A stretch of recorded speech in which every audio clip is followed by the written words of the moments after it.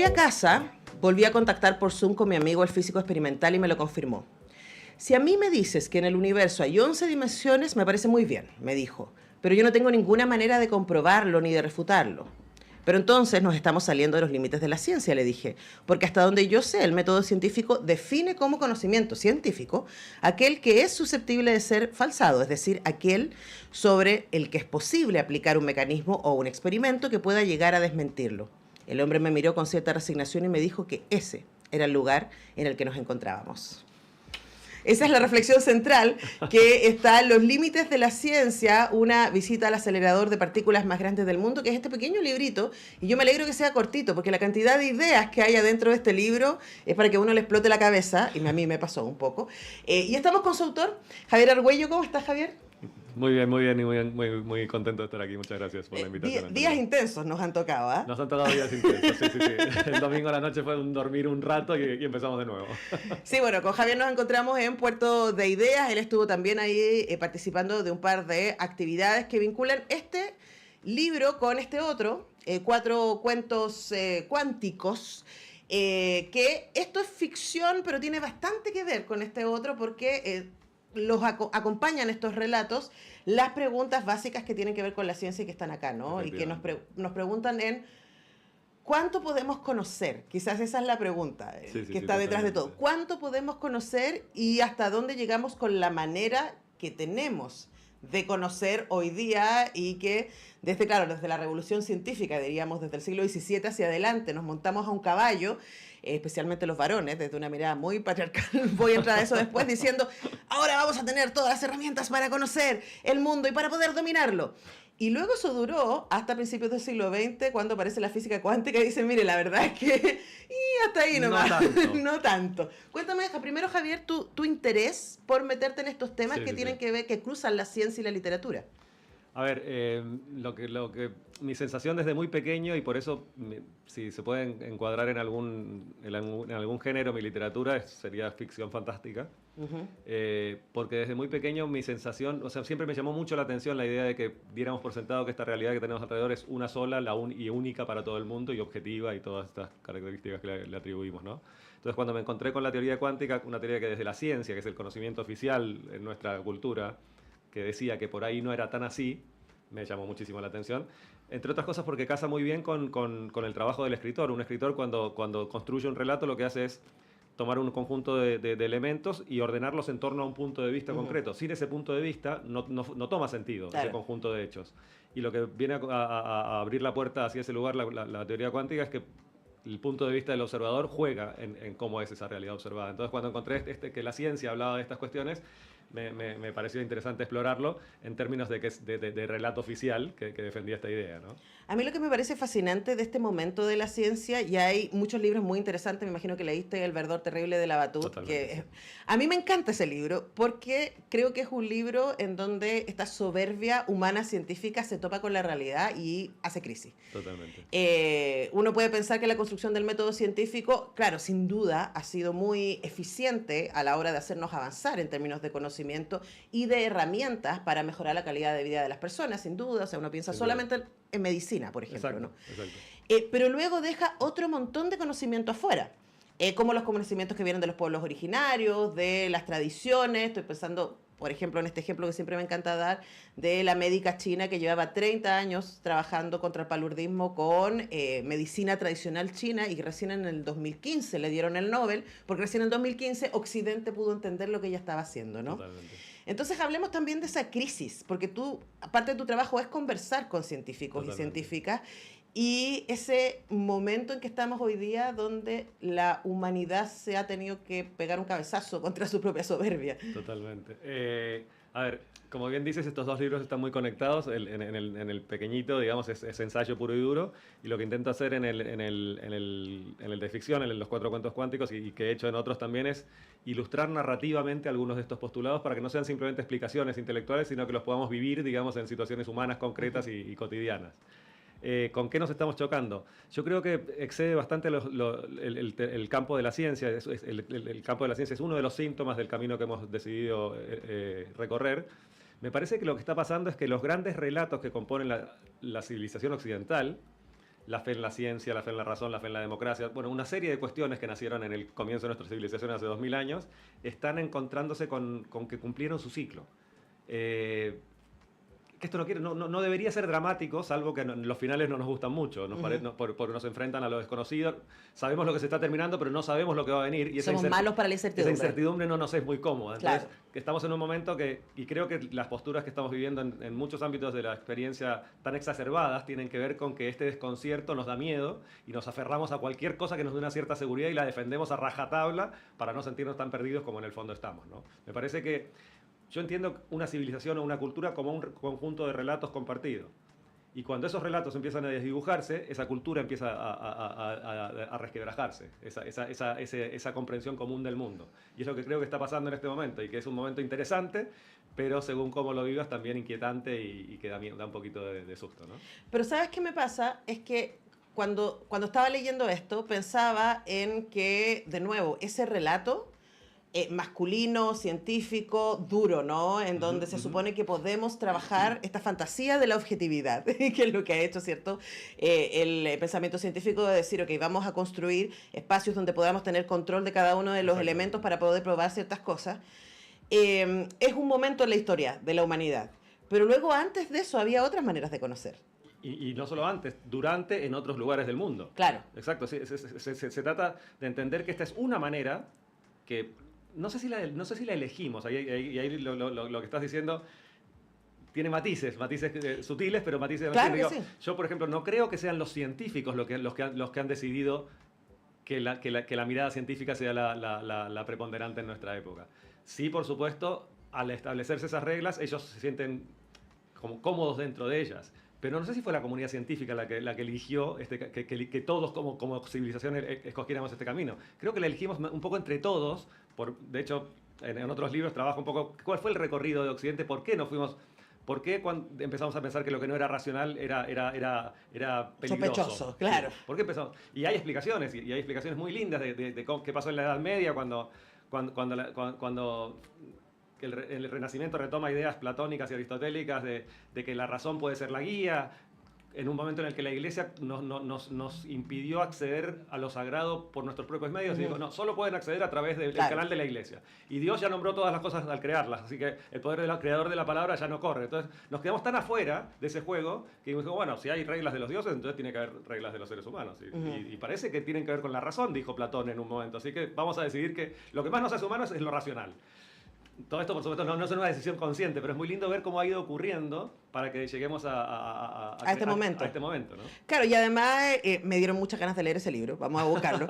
Pero además también... Sale, es uno nuevo, o sea, lo traté en otros libros, pero se llama el día que inventamos la realidad y sale en febrero. Ya, ok, Javier, te dejo yo desde ya invitado la para publicidad. eso. Sí, no, pero es que además estaba pensando que eso, por supuesto, es consistente, ese momento, ¿no? de la construcción del modelo científico, es consistente también con la construcción de un modelo económico, de un orden social, ¿no? Totalmente. Bueno, como cuento en el ensayo pequeño, tiene mucho que ver la industria relojera con haber empezado a entender que esto era un mecanismo de precisión, porque proyectamos los instrumentos con los que estábamos midiendo el mundo sobre la forma que tenía el mundo. Claro. Y como cuento en el libro, los artesanos relojeros eran protestantes.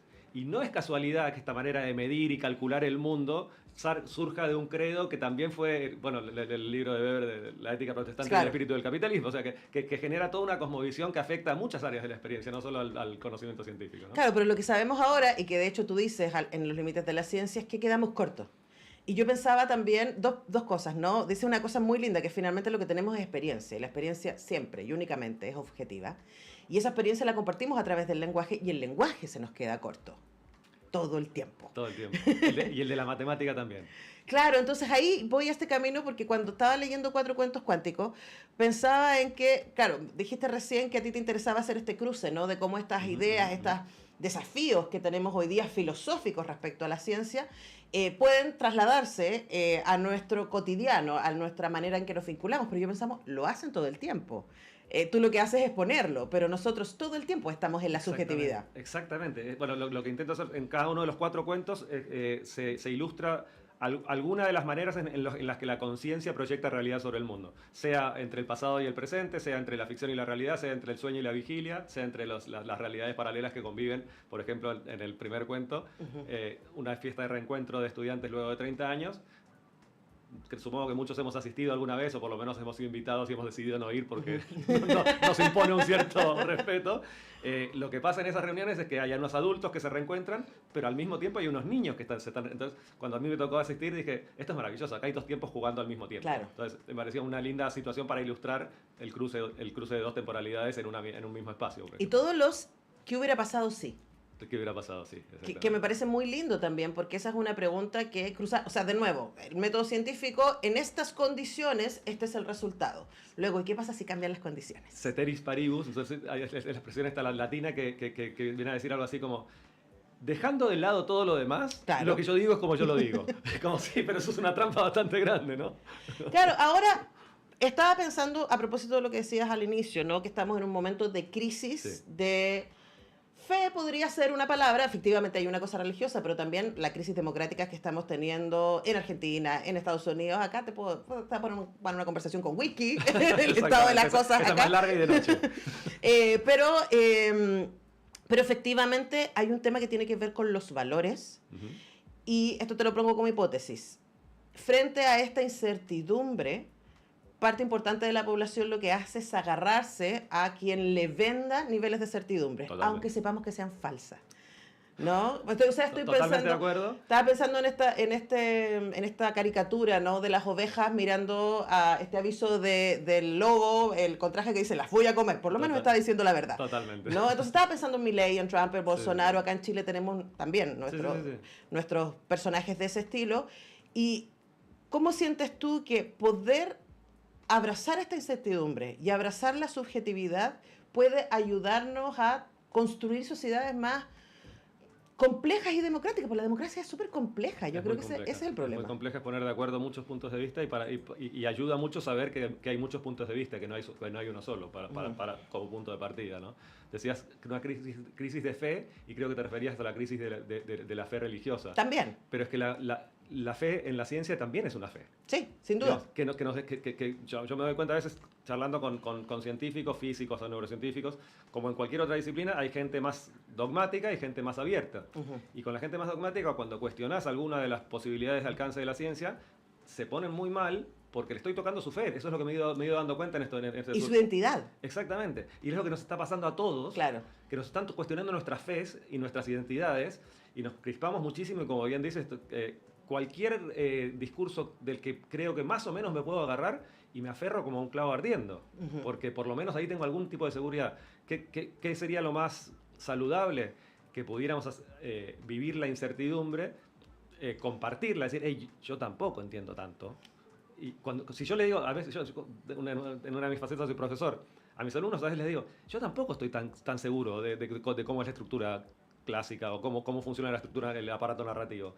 Solo decir eso ya ellos los abre para permitirse también dudar, y que dudemos juntos, y por lo tanto sea el comienzo de un posible camino de exploración juntos también, ¿no? Sí, estaba pensando, mira dónde me fui lejos escuchando, estaba pensando en Brené Brown.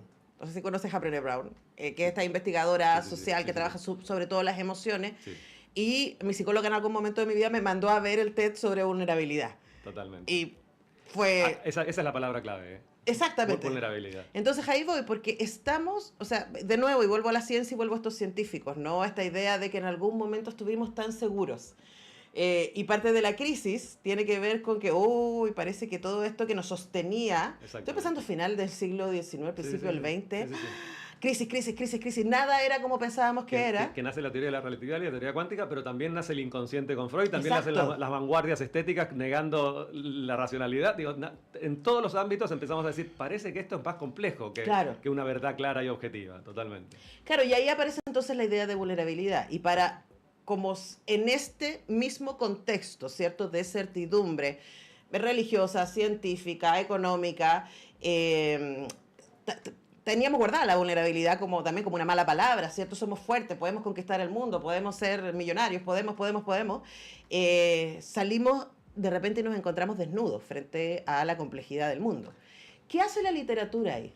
Mira, es súper interesante. en el año 388 a.C., Platón manda expulsar de Atenas a todos los poetas y cuentacuentos porque trabajaban con verdades emocionales y eso era un poco peligroso. Él quería fundar una república y para fundar una república racional y segura había que trabajar con verdades racionales, no con cosas de los dioses ni de las musas.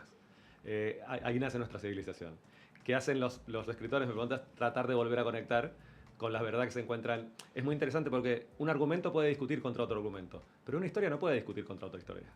Las dos son válidas, no pasa nada, por más que cuenten realidades distintas. Y entonces me parece que lo que hacen es que, lo que decía Niels Bohr, que decía respecto de su principio de complementariedad, que fue muy revolucionario en 1997 cuando lo planteó, que decía, es que dos observaciones distintas del mismo fenómeno pueden dar resultados diferentes. ¿Y cuál es la clave? Entender que no hay objetos en el universo, sino experiencias. Claro. Y cuando entendemos que no hay objetos, sino experiencias, y la literatura creo que nos aporta eso, ¿no? Frente a la misma situación, si la cuento, la historia de un adulterio, si la cuento desde el punto de vista del cónyuge o del amante traicionado, no es la misma historia. Bueno, eso es lo que nos pasa. Y no es que hay una de esas historias que es más verdadera que la otra. No. Las dos son dos posibilidades de observación de la misma realidad. Bueno, conversamos con Javier Argüello a propósito de sus más recientes libros, Los límites de la ciencia, una visita al acelerador de partículas más grandes del mundo, donde este tipo de conversaciones las tiene con científicos, con los que están ahí trabajando ahí mismo, ¿cierto? Y voy a ir con algo que tú nos cuentas en el libro, y 4 cuentos cuánticos. Y antes de que se me olvide, 4 cuentos cuánticos va a estar siendo presentado este 13 de noviembre, mañana a las 14:30 horas, en el contexto de la Cátedra Abierta UDP, que es en homenaje a Roberto Bolaño, por el queridísimo y brillante Álvaro Bizama. No sé si ya conoces a Álvaro. No lo conozco personalmente, nos vamos a conocer mañana, tengo muchas ganas de... Es un bacán. Sí, ¿no? Me han hablado muy bien. Lo queremos mucho. Nos whatsappeamos por ahora. Que es el director de la Escuela de Literatura Creativa UDP y gran escritor chileno. Sí, lo queremos sí. muchísimo y admiramos mucho. Así que si pueden arrancarse mañana a las 2:30. Esto me imagino que va a ser en la biblioteca, no tengo la información, la biblioteca Nicanor Parra. En la calle Vergara, no tengo el número, pero... 2:40. Me dice aquí la Steffi. Saludos a la Steffi, encargada de prensa y de Penguin Random House. Entonces ya, Vergara 2:40. A las 14:30, Javier Argüello conversa con Álvaro Bizama. Si yo no estuviera haciendo clases, no me lo perdería, porque va a estar muy entretenido. Pero luego, volvamos a esto. Bien. Me quedan todavía un par de minutos. Me quedó resonando los límites del lenguaje, como los límites de la metodología, porque lo que te dicen acá, tú conversas, en este libro nos cuentas de tu conversación con un físico teórico y con un físico experimental. Y el teórico te dice, nosotros seguimos haciéndonos preguntas. Hay un montón de preguntas que están por ahí dando vueltas. El problema es que no tenemos cómo crear los mecanismos que nos permitan ejercer una metodología para probarla. Exactamente. Y ese es uno de los límites de la ciencia. Es uno de los límites de la ciencia física, que es un poco el paradigma de ciencia para todas las demás. ¿Qué ocurre? Que hemos imaginado... Bueno, hay un detalle que es muy, muy ilustrativo. ¿Cómo se llama la disciplina que estudia el universo? La física. Ya en su nombre nos damos cuenta que la realidad Concreto. es la realidad física. Claro. Lo que no es físico no nos importa o no nos interesa o no forma parte de la realidad. Entonces, como estamos imaginando que, por ejemplo, en teoría de cuerdas, para que funcione la teoría de cuerdas tiene que haber 11 dimensiones en el universo, y eso ya no es físico y material, no tenemos ningún mecanismo con el cual ponerlo a prueba. Y mucha gente está diciendo, entonces eso ya no es ciencia. Pero los físicos teóricos dicen, yo no sé si es ciencia o no, y ahí está el diálogo entre Heisenberg y Pauli, que cito, que tiene 100 años, y que ellos decían, si nos quedamos solo con aquello que podemos describir con precisión, es que es tan pequeñito que no tiene casi sentido. Tenemos que ser capaces de explorar un poco más allá, pero no tenemos herramientas con las cuales hacerlo. Por un lado no tenemos mecanismos con los cuales ponerlo a prueba, pero por otro lado hemos decidido que el lenguaje de la ciencia es la matemática, y la matemática tiene límites, como cualquier otro lenguaje, y no llega a ciertos lugares. Por lo tanto, solo podemos explorar aquello que es matemático. En alguna época pensábamos, cuando éramos más optimistas o más soberbios, como decías, todavía no hemos completado todo el puzzle, nos falta un poquito. Hoy hemos descubierto que, por ejemplo, simplemente entre la materia oscura y la energía oscura, como forma el 95% del universo. No tenemos la menor idea de lo que es ninguna de las dos cosas. Le pusieron ese nombre, pero saben todos y son todos conscientes de que no tenemos ni idea ni lo que es la materia oscura ni la energía oscura, y es el 95% del universo. O sea que eso de que estábamos a punto de completar el puzzle saltó por los aires, y tenemos que bajar la cabeza y decir, parece que no entendemos casi nada. Claro, y ahí viene la ciencia ficción para decir, bueno, quizás, pero me parece, mira, Javier, también desde el feminismo, que yo siento que, bueno, estuve en la UBA cursando el doctorado en estudios de género y tuve a Diana Mafía de profesora de epistemología feminista. Entonces, como mi cabeza voló por los aires cada clase con ella. Y ella nos transformó, a mí fue muy fundamental, es como hay otras maneras de pensar. Totalmente. Y esta manera, el método científico que nos ha gobernado lo ha hecho es su lugar. Totalmente. Y cuando empezamos a poner en cuestión ese lugar y no decir no es válido, o sea, obvio que es muy válido. Solamente que no cubre todo. Nos quedamos afuera. Ahora, eso puede ser la mirada frente al abismo. Puede ser abrumador, esperanza, depende de cómo uno se levantó ese día, ¿no? Totalmente. Pero para cerrar quería preguntarte por la belleza y la verdad, que es donde tú partes el libro, que finalmente es, la manera de reconocer aquello que es bello es porque es verdadero. Exactamente. Y ahí, en la conversación entre literatura y ciencia, ¿cómo te mueves tú entre lo bello y lo verdadero? Para mí es una gran guía. De vuelta, en el inicio de nuestra civilización, lo que era bello y lo que era verdadero y lo que era sagrado y lo que era bueno era lo mismo. No eran parcelas distintas de la experiencia. El recorrido de Occidente ha ido parcelizando los distintos campos del saber. Hay una frase de Einstein muy bonita, dice, nos hemos ido especializando tanto cada uno en su disciplina que estamos sabiendo cada vez más acerca de cada vez menos, hasta que va a llegar un punto en el que vamos a saber casi todo acerca de casi nada. Me parece que estos impulsos, y yo participo en algunos foros con físicos, con neurocientíficos, estos impulsos de volver a juntar miradas diferentes en la misma conversación, están queriendo recuperar el momento en el que la verdad, lo bello y lo sagrado era lo mismo, no eran cosas diferentes. Y me parece que por ahí hay un camino. Ay, me parece que vivimos un momento tan emocionante. Es emocionante y es muy conflictivo. Las sí, dos cosas. Es abrumador. Sí. Depende cómo se levantó uno. Y ahí de nuevo la subjetividad, ¿no? Exactamente. Si estamos optimistas o si estamos pesimistas, como decía Juan Gabriel Vázquez. Depende cómo estuve ese día. Cuando estoy optimista pienso. Tal cual. Bueno, sí. Solo para cerrar ese día, hay un cuento de Borges maravilloso que se llama La Rosa de Paracelso, que es Paracelso el alquimista hablando con uno de sus discípulos, y básicamente la idea es que el discípulo le dice, le habla de que aquí en el paraíso, y el discípulo dice, bueno, pero no estamos en el paraíso. Y Paracelso le dice, ¿qué otra cosa crees que es la caída, es decir, la caída del paraíso, que no darnos cuenta de que estamos en el paraíso? Borges. Si entendemos que estamos en el paraíso, estamos en el paraíso. Si no lo entendemos, estamos en el infierno. Y eso puede durar media hora o 3, dependiendo del día. Bueno, en general 5 segunditos, pero bueno. Javier Argüello, tremendo placer conversar contigo. Mucho placer leerte, espero leerte mucho más.